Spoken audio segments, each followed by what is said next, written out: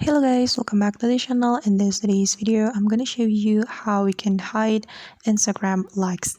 Let's get started. Here I have opened my Instagram and we're going to hide Instagram likes. So the first thing we're gonna do is click on this profile button right here. Then we can click on this button on the top right corner of our screen. Then we can choose settings and privacy.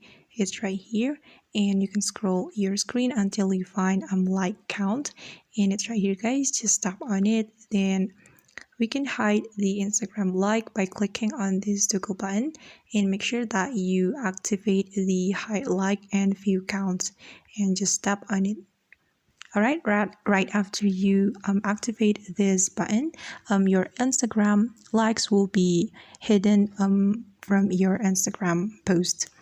Okay guys, and that's how we can hide Instagram likes. I hope this video will be helpful for you. Thank you so much for watching, and don't forget to like, comment, and also subscribe this channel. See you on the next video.